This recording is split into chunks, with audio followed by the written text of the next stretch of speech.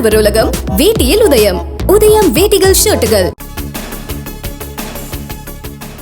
விக்கிரவாண்டி தொகுதி திமுக எம்எல்ஏ புகழேந்தி உடல்நலக் குறைவால் காலமானார். விழுப்புரம் முண்டியம்பாக்கம் அரசு மருத்துவமனையில் ஐசியூவில் அனுமதிக்கப்பட்டிருந்த நிலையில் சிகிச்சை பலனின்றி உயிர் பிரிந்தது. விக்கிரவாண்டி திமுக எம்எல்ஏ மறைவு குறித்து பேட்டியளித்த போது கண்கலங்கிய அமைச்சர் பொன்முடி,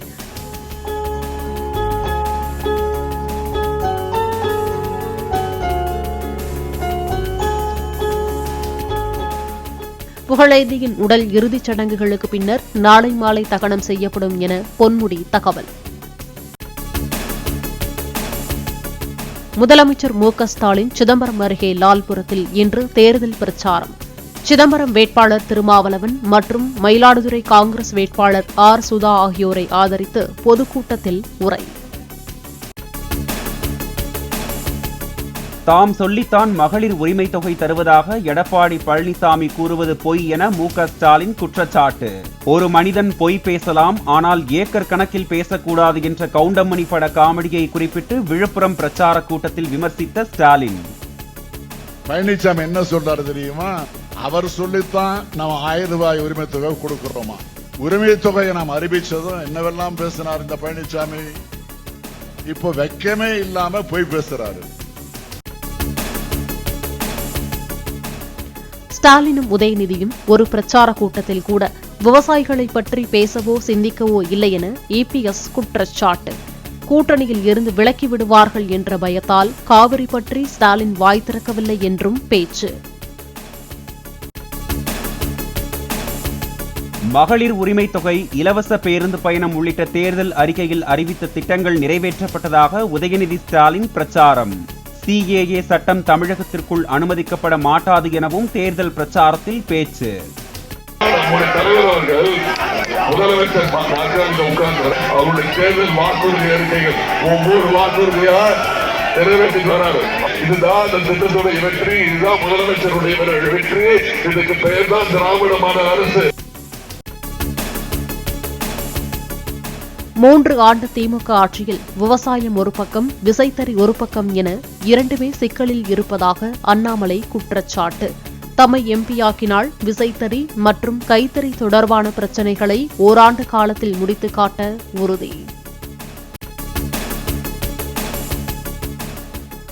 தேசிய நெடுஞ்சாலைகளில் நடக்கும் விபத்துகளை கட்டுப்படுத்த வேண்டும் என்பதில் பிரதமர் மோடி தீவிரமாக இருப்பதாக அண்ணாமலை தகவல். கோவை மாவட்ட நெடுஞ்சாலைகளில் தேவைப்படும் இடங்களில் மேம்பாலங்கள் அல்லது பாதாள சுரங்கப்பாதைகள் அமைக்க உறுதி. கோவை தொட்டிப்பாளையம் பகுதிக்கு ஒரே நேரத்தில் பிரச்சாரம் செய்ய வந்த அண்ணாமலை மற்றும் அதிமுக வேட்பாளர் சிங்கை ராமச்சந்திரன் தங்களுக்கு ஒதுக்கப்பட்ட நேரத்தில் தாமதமாக வந்த பாஜகவினரை பேச அனுமதிக்க கூடாது என கூறி அதிமுக எம்எல்ஏ வி.பி. கந்தசாமி உள்ளிட்டோர் மறியல்.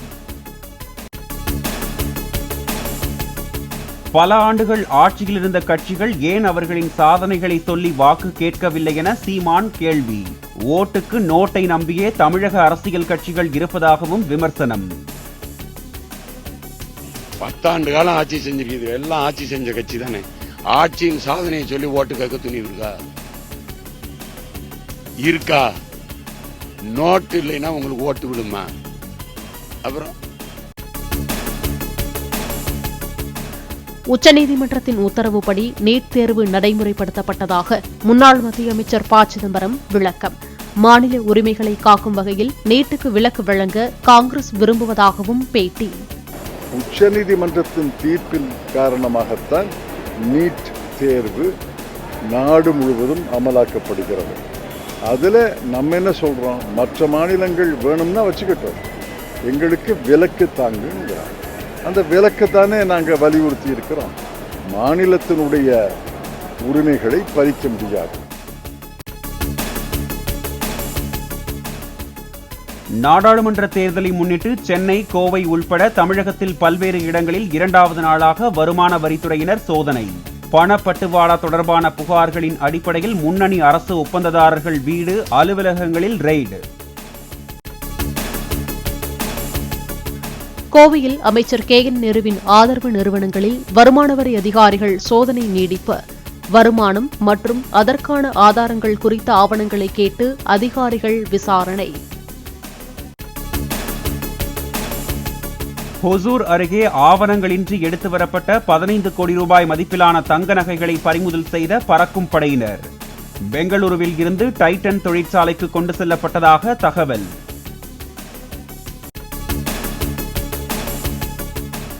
மயிலாடுதுறையில் சிறுத்தையை பிடிக்க 4வது நாளாக தேடுதல் வேட்டை.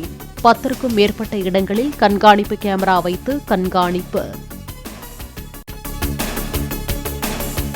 சென்னையில் 1 சவரன் ஆபரண தங்கம் 840 ரூபாய் அதிகரித்து 52,920 ரூபாய்க்கு விற்பனை. ஆபரண தங்கம் 1 கிராம் 105 ரூபாய் உயர்ந்து 6,615 ரூபாய்க்கு விற்பனை செய்யப்படுகிறது. தேசிய புலனாய்வு முகமை அதிகாரிகள் மீது வன்முறை தாக்குதல். மேற்குவங்க மாநிலம் மிட்னாப்பூரில் 2020ஆம் ஆண்டு நிகழ்த்தப்பட்ட குண்டுவெடிப்பு சம்பவம் தொடர்பாக விசாரிக்க சென்றபோது வாகனம் அடித்து நொறுக்கப்பட்டது.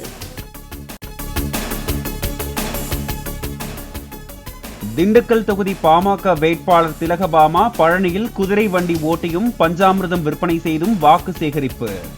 சேலம் தொகுதி பாமக வேட்பாளர் அண்ணாதுரை பள்ளப்பட்டியில் கரும்பு ஜூஸ் போட்டுக் கொடுத்து வாக்கு சேகரித்தார்.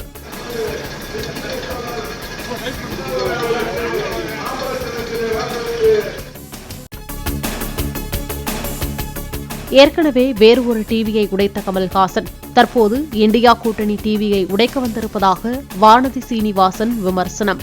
கச்சத்தீவு விவகாரத்தில் பாஜக வெறுமனை சரித்திரம் பேசாமல் உண்மை தகவல்களை வெளிக்கொண்டு வந்திருப்பதாகவும் பேட்டி.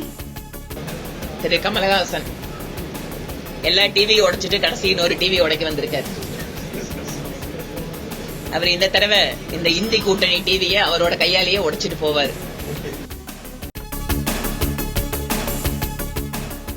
அமெரிக்காவின் ஒஹையோ மாநிலத்தில் இந்திய மாணவர் உயிரிழப்பு. 3 மாதங்களில் இந்திய வம்சாவளியைச் சேர்ந்த 9 பேர் அமெரிக்காவில் உயிரிழந்துள்ளதாக தகவல்.